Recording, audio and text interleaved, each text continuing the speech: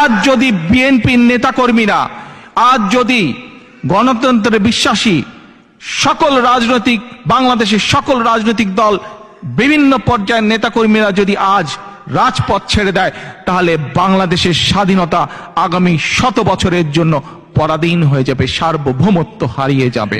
কাজেই আজ সিদ্ধান্ত নিতে হবে, দেশ বিএনপির যা একা নয়, দেশ সমগ্র বাংলাদেশের মানুষের, সমগ্র বাংলাদেশের মানুষকে আজ উজ্জীবিত করতে হবে, সমগ্র বাংলাদেশের মানুষকে আজ বের করে নিয়ে আসতে হবে, নেতৃত্ব দিতে হবে বিএনপিকে। কারণ বাংলাদেশের মানুষ দেখেছে এই দেশে বহুদলীয় গণতন্ত্র বিএনপি করেছে, বাংলাদেশের মানুষ দেখেছে এই দেশে মানুষের অধিকার প্রতিষ্ঠিত করেছে, কথা বলার অধিকার প্রতিষ্ঠিত করেছে, সংবাদপত্রের স্বাধীনতা দিয়েছে বিএনপি দিয়েছে। কাজেই বাংলাদেশের মানুষ আজ বিএনপির দিকে তাকিয়ে আছে, নেতৃত্ব বিএনপিকে দিতে হবে।